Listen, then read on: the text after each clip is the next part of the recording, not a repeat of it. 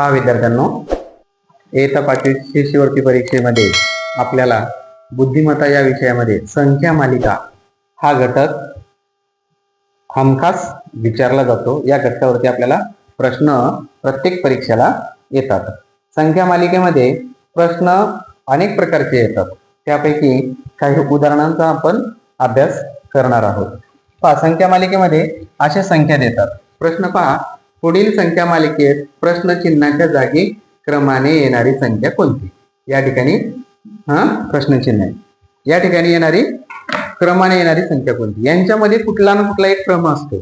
प्रत्येक संख्या मालिकेमध्ये एक क्रम असतो. त्या क्रमाने येणारी तिथली संख्या आपल्याला शोधायची आहे. मग ती संख्या पहा, या ठिकाणी 23, 54, 85, 116. आता आपल्याला या दोघांमधला आता संख्या मालिकेमधील प्रश्न सोडवताना आपल्याला वर्गसंख्या पूर्ण पाठ पाहिजे. काय पाठ पाहिजे? वर्गसंख्या, त्यांच्या घनसंख्या, संख्येचे घन, संख्येचा वर्ग आणि त्यांच्यामध्ये कुठला संबंध आहे हे माहित पाहिजे. जर तसं नाही समजलं तर आपण काय करायचं, या दिलेल्या संख्यांमध्ये फरक लक्षात घेत चालायचं त्यांचा. आता या ठिकाणी पहा, 23 आणि 54 यांच्यामधला फरक काढायचा आपल्याला. यांच्यामधला जर फरक आपण काढला तर काय करायचं, पुढच्या मोठ्या संख्येतून पुढच्या मोठ्या संख्येतून मागची लहान संख्या वजा करायची. या ठिकाणी उत्तर येतं 31. म्हणजे या दोघांमधला फरक माझा किती आला? 31. पुन्हा काय करायचं, या दोघांमधला फरक काढायचा. या ठिकाणी मी 85 मधून 54 वजा केले तरी यांचं मला उत्तर मिळतं 31. या दोघांमधला फरक देखील मला 31 मिळतोय. पुन्हा या ठिकाणी 116 मधून मी जर 85 वजा केले तर 6तून 5 गेला 1, 11तून 8 गेले 3. या ठिकाणी देखील मला 31चा फरक आला. बघा, या ठिकाणी संख्या मालिकेमध्ये एक क्रम चालू आहे. प्रत्येक दिलेल्या दोन संख्येमध्ये 31चा फरक चालू आहे. मग आता या ठिकाणी मला पुढची संख्या शोधायची, अशी शोधायची की 116 आणि ही संख्या आहे, या दोघांमधला फरक 31चा पाहिजे. पर्यायाद्वारे आपल्याला त्या ठिकाणी जाता येतं, पण तसं करत बसलो तर आपल्याला वेळ खूप जातो. म्हणून काय करायचं, दिलेल्या 116 मध्ये 31 जर मिळवले आपण, 7, 4, 1 ही आपल्याला आपल्या प्रश्नचिन्हाच्या ठिकाणची पुढची संख्या, जी अशी संख्या की ही संख्या आणि मागची संख्या या दोघांचा फरक 31चा आला. ही आपल्याला पुढची संख्या सापडली. आता पुढचं उदाहरण पहा. या ठिकाणी बघा, 31, 37, 41, 43. आता आपल्याला माहिती पाहिजे की या कोणत्या संख्या आहेत, कोणत्या संख्यांचा क्रम चालू आहे. या ठिकाणी कोणत्या संख्या आहेत? मूळ संख्या. 31, 37, 41, 43, 43 नंतर पुढची 47 ही संख्या आपली मूळ संख्या आहे. या पद्धतीने आता या ठिकाणी पहा, या ठिकाणी या मूळ संख्या आहेत का शोधायचे. नसतील, समसंख्यांचा क्रम चालू आहे का? नाही. गुणाकाराच्या रूपात आहेत का पाहायचं ते. गुणाकाराच्या रूपात म्हणजे कसं, 2 दुनी 4, 4 दुनी 8, असं 2चा फरक, 2चा गुणाकार, 3चा गुणाकार आहेत का? नाही. मग सरळ सरळ काय करायचं, त्यांचा फरक काढायचा. 8 आणि 15 मध्ये फरक कितीचा आहे? 7चा. 15 आणि 24 मध्ये कितीचा फरक येईल? कितीचा येईल? 9चा. कितीचा? 9चा. आणि 24 आणि 35 मध्ये कितीचा फरक आहे? 11चा. बघा, या ठिकाणी एक क्रम चालू आहे. काय क्रम चालू आहे? 7, 9, 11 आणि या ठिकाणी कितीचा फरक येणार आहे?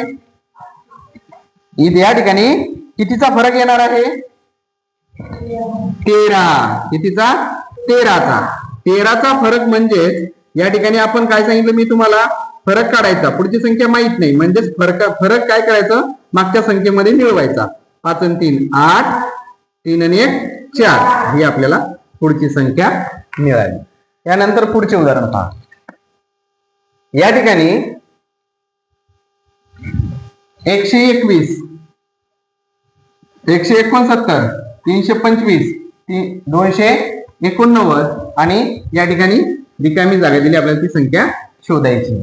आता 121 ही कोणती संख्या आहे किंवा कोणाचा वर्ग आहे? 11चा वर्ग आहे. बरोबर. हे 11चा वर्ग, हा 13चा वर्ग, हा 15चा वर्ग, हा 17चा वर्ग आणि इथं 19चा वर्ग आला पाहिजे, म्हणून इथं 361. 19चा वर्ग 361. त्याच पद्धतीनं या ठिकाणी पहा 13, 19, 26, 34 आणि प्रश्नचिन्ह. म्हणजेच आता पाहूया 13 आणि 19 मध्ये कितीचा फरक आहे? पाहणी 13 आणि 19 मध्ये कितीचा फरक आहे? 6चा. कितीचा? 6चा. 19 आणि 26 मध्ये कितीचा फरक येईल? कोण सांगेल? 7चा. बरोबर. आणि 26 आणि 34 मध्ये कितीचा फरक आहे? 8चा. बरोबर. 8चा. बघा या ठिकाणी एक विशिष्ट क्रमाने संख्या वाढत चालल्या. पहिल्या संख्येपासून दुसरी संख्या घेतली, 6चा फरक, नंतर 7चा फरक, नंतर 8चा फरक. ही संख्या आणि येणारी उत्तर संख्या यांच्यामधला फरक कितीचा राहील रे? कितीचा फरक राहील इथं? कितीचा? 9चा. मग 9चा जर फरक आहे, या 34 मध्ये 9 मिळवायचे, म्हणजेच आपल्याला या ठिकाणी 43 ही संख्या उत्तर संख्या आपल्याला मिळेल, की ज्याच्यामध्ये उत्तर संख्या आणि मागची संख्या यांच्यामध्ये सलग जो क्रमाने संख्या वाढत चालल्या तो आपल्याला त्या ठिकाणी सापडणार. चला पुढे पहा. आता या संख्येमध्ये फरक लक्षात घ्यायचा नाही. पहिल्यांदा मी काय सांगितलं?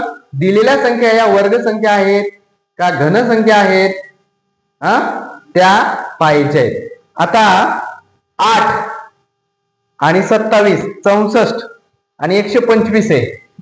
म्हणजेच 8 हा कोणाचा घन आहे? 2चा घन आहे. कोणाचा?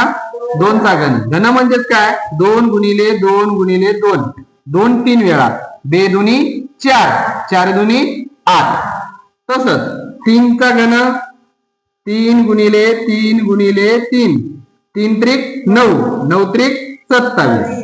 तसंच 4चा घन 4 गुणिले 4 गुणिले 4, 4 चौक 16, 16 चौक 64, म्हणून इथं 64 आलेले.